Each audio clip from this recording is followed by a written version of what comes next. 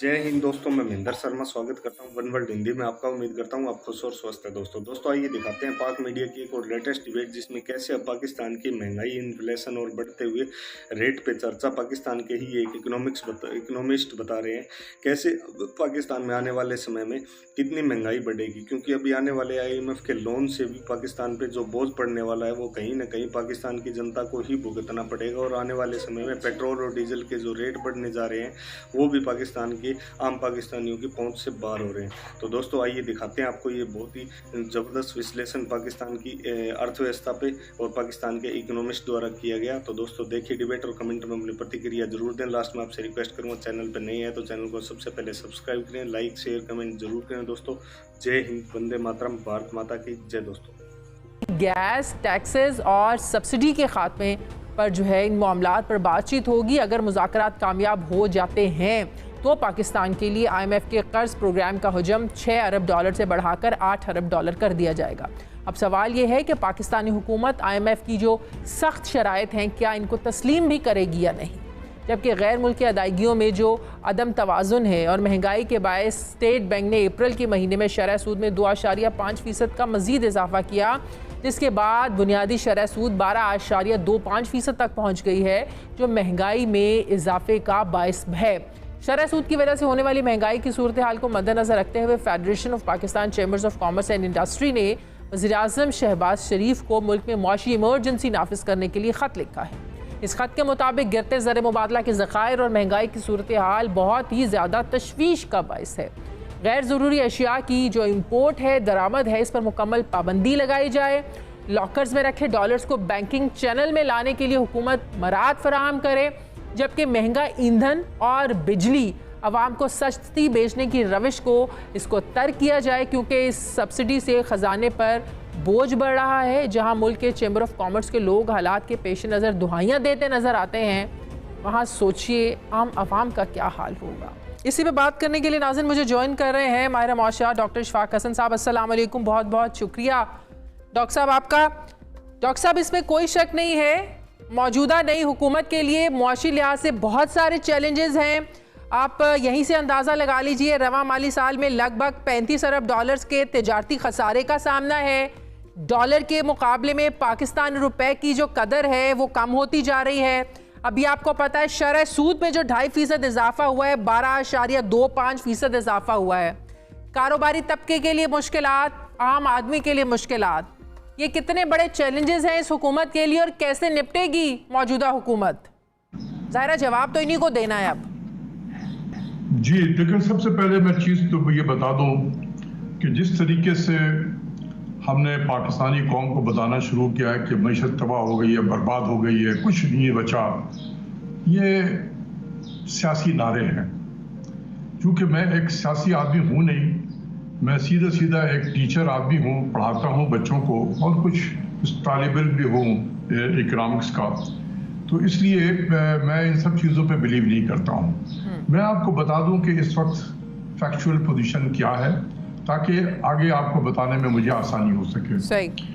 Factual position ये है कि हमारा जो real sector of the economy है, जिसमें सबसे बड़ा हमारा होता है GDP ग्रोथ, पिछले माली साल में ये 5.7% से ग्रो किया। इस माली साल में ये तकरीबन 5% से ग्रो करेगा। मेरे नज़दीक 2 सालों में अगर ओवर 5% अगर एवरेज रहा हो ग्रोथ रेट का, तो ये कोई बुरा नहीं है। पाकिस्तान ने अपने 50 साल की तारीख में 5+% जो है वो ग्रोथ अचीव किया है, तो ये माजी के साथ बिल्कुल ठीक जा रहा है। दुनिया में बहुत सारे ऐसे मुल्क हैं जहाँ से ज़्यादा हमारे ग्रोथ रेट होंगे। इसी तरीके से आप इंडस्ट्रियल प्रोडक्शन को देखें, लार्ज स्केल मैन्युफैक्चरिंग, उसके 8 महीने के नंबर आ गए हैं, 1 महीने का नंबर और आना है, जिसकी बेसिस पे हमारा नेशनल इनकम अकाउंट्स इसी महीने के आखिर में बन जाएगा। वो तकरीबन 8% से ग्रो कर रहा है, टारगेट से ज़्यादा ग्रो कर रहा है। अच्छा, हमारा प्राइवेट सेक्टर का जो क्रेडिट है, private sector credit as percentage of GDP इस वक्त हाईएस्ट है। लेकिन अब जरा शरह सूद पे आ जाए ना, जो शरह सूद बढ़ी है उसके क्या असरात होंगे? आता हूँ मैडम, आ रहा हूँ, उसी तरफ आ रहा हूँ। देखिए, शरह सूद जो बढ़ाया गया है ना, ये स्टेट बैंक ऑफ पाकिस्तान की एक जहनियत है। स्टेट बैंक का एक रिलीजन है, रिलीजन, मैं बहुत सख्त अल्फाज बोल रहा हूँ, रिलीजन, और वो रिलीजन ये है कि हर चीज, everything is a monetary phenomena, balance of payment is a monetary phenomena, inflation is a monetary phenomena. ये बाबा दुनिया के इंडस्ट्रियलाइज सोसाइटीज में होते हैं, ये सेवा इंडस्ट्रियलाइज सोसाइटीज हैं जहां पर डिमांड प्रेशर की वजह से इन्फ्लेशन बढ़ता है, तो उसके लिए इंस्ट्रूमेंट जो है वो इंटरेस्ट रेट है, tight monetary policy. Text book में यही पढ़ाया गया है। ये एक डेवलपिंग कंट्रीज है, यहाँ जो शॉक आते हैं जिससे कीमतें बढ़ती हैं वो सप्लाई साइड से आता है, यानी कि चीजों, खाने पीने की चीजों की कीमतें बढ़ गई, दुनिया में तेल की कीमत बढ़ गई है, हम इंपोर्ट करेंगे तो बढ़ी हुई कीमत पे तेल मिलेगा हमें, वो जब पास ऑन करेंगे तो उससे इन्फ्लेशन होगा। फिर हम चूंकि IMF प्रोग्राम में होते हैं तो हम पे प्रेशर होता है कि बिजली की कीमत बढ़ाओ। अच्छा, ये पॉलिसी एक ही रहती है, जब गवर्नर स्टेट बैंक बदलता है तो ये पॉलिसीज बदल जाती हैं? मैडम एक ही पॉलिसी है, रिलीजन है, मैं तो कह रहा हूँ, क्या इस्लाम के 5 सुतून नहीं है? इसी तरीके से IMF के रिलीजन में 4 सुतून हैं उसके, tight monetary policy, tight fiscal policy, so called market based exchange rate system and utilities की प्राइसेस। यही है 4 जिस पे आप बात करते हो। तो इसलिए मैं कह रहा हूं कि ये इंस्ट्रूमेंट हमारे ये नहीं कह सकते कि अब नए जो गवर्नर स्टेट बैंक आएंगे उनसे और तवक्कुआत होंगी और शायद वो मामलात को ज्यादा बेहतर तरीके से हैंडल कर पाए। अगर वो IMF का कोई आदमी होगा तो कोई फर्क नहीं पड़ा, फिर मैं समझता हूं कि रजा बाकर को हटाने की कोई जरूरत नहीं थी। अगर उन्हीं में से किसी को ला के लगाना है तो फिर रजा बाकर को क्यों हटाया? माइंड सेट है, रिलीजन है उनका। जो पाकिस्तानी आएगा वो उस रिलीजन पे बैत नहीं किया हुआ है उसने। सही।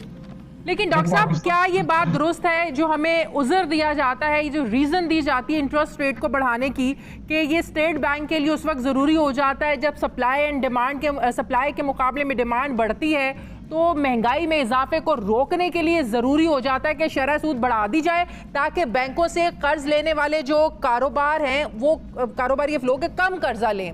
तो क्या ये उज़र दुरुस्त है? मैडम यही रिलीजन का हिस्सा है ना। हाँ। भाई इन्फ्लेशन एक्सेसिव डिमांड की वजह से हो तो इंटरेस्ट रेट को बढ़ाना इज अ राइट इंस्ट्रूमेंट। सही। जब स्टेट बैंक की मॉनेटरी पॉलिसी में रजा बाकर साहब बार बार ये कहा करते थे कि पाकिस्तान में इन्फ्लेशन सप्लाई साइड फिनोमेना है along with गवर्नमेंट एडमिनिस्ट्रेड जो प्राइसेस हैं, जैसे बिजली की कीमत है, गैस की कीमत है, ये हम खुद बढ़ा रहे होते हैं, तो इसका इंटरेस्ट रेट से क्या ताल्लुक है? सही। फिर मैं देखता हूं कि ये जो कहते हैं ना कि डिमांड बढ़ रहा है, 3% only bank credit goes for consumer, consuming purpose के लिए ओनली 3%। तो इसलिए ये इंस्ट्रूमेंट है ही नहीं इन्फ्लेशन को। डॉक्टर साहब, अब जो नए हमारे जो एक मिनट, जब आप डिस्काउंट रेट 1% बढ़ाते हैं ना, हाँ। ये कहकर बढ़ाया जाता है कि इससे इन्फ्लेशन कम होगा, हाँ। वो अहमकों की जन्नत में रहते हैं, अहमकों की जन्नत में। सही। पाकिस्तान का एम्पिरिकल एविडेंस ये कहता है कि 1% डिस्काउंट रेट बढ़ने से CPI बेस्ड इन्फ्लेशन रेट 1.3% बढ़ता है साल में। सही। बढ़ता है, कम नहीं होता है। तो इसीलिए मैं कहता हूं कि भाई ये डेवलपिंग कंट्रीज है, कुछ एम्पिरिकल एविडेंस देख लो तुम। 1% डिस्काउंट रेट जब बढ़ाते हैं आप स्टेट बैंक, तो 200 बिलियन का इंटरेस्ट पेमेंट बढ़ जाता है बजट पे। सही। सही। उससे बजट का खसारा बढ़ता है आपका, फिर आप बोरो करते हैं, फिर आप एक्सपेंसिव बोरो करते हैं और मुल्क में आप, फिर बैंकों को फायदा होता है इसका। बिल्कुल सही। और बिल्कुल, हाँ, बैंक्स को फायदा होता है। अच्छा, नए फाइनेंस में ये सवाल मैं जरूर पूछना चाहती हूँ आपसे कि जो हर महीने पेट्रोल की मद में हमारे नए फाइनेंस मिनिस्टर कह रहे हैं मिफ्ता साहब कि 102 अरब का नुकसान हो रहा है। वो कहते हैं कि इमरान खान के IMF के मुआहदे के मुताबिक पेट्रोल की कीमत तो 245 रुपए फी लीटर होना चाहिए थी, तो ये हम कब तक सस्टेन कर पाएंगे? अल्टीमेटली तो बोझ तो आपके खजाने पर पड़ा है ना, कौमी खजाने पर बोझ पड़ा है, तो ये सब्सिडी देते ये आप कब तक आवाम को देंगे, कब तक ये बोझ डालेंगे और कब तक ये सस्टेन कर सकेंगे आप?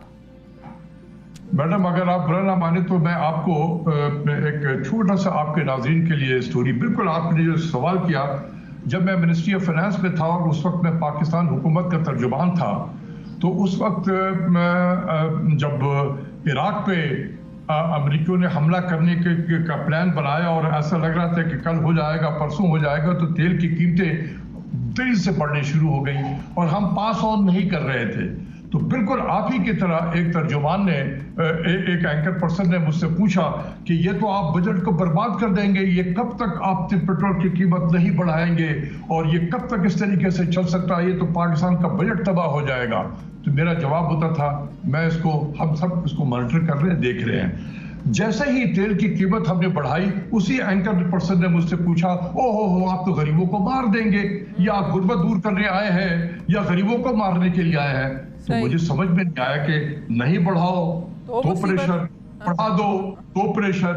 मैडम, मैं सिर्फ मिफ्ता इस्माइल साहब से कहूंगा, इस सब बातें करने की कोई जरूरत नहीं है। उन्होंने गलत किया है ना, उन्होंने गलत किया, आप ठीक कर, आप बढ़ा दो यार। सही। आखिरी सवाल, इन सब का हल क्या है? आपकी क्या सजेशंस हैं? हाँ, ये बड़ा अच्छा सवाल है। सजेशंस क्या है? मैं 2 एरिया में सजेशन दूंगा, एक बैलेंस ऑफ पेमेंट साइड पे, सही, और एक बजट की साइड पे। सही। बैलेंस ऑफ पेमेंट की साइड पे मैं अपील करूंगा मिफ्ता इस्माइल या जो भी इनको करता धरता है कि आप आइडेंटिफाई कर लो 10 से 15 आइटम जो फास्ट मूविंग है, हाई वैल्यू है और नॉन एसेंशियल है। खुदा के वास्ते उसको प्रोहिबिटिव ड्यूटी लगाकर उसको रोको, उसे dollar save is dollar earn, number 1। सही। कौन से आइटम है ये अगर कमेटी बना देंगे, कमेटी आइडेंटिफाई करेगी और उस कमेटी में एफबीआर के नुमाइंदों को कभी हरगिज ना बैठाएं, क्योंकि उनको रेवेन्यू की फिक्र हो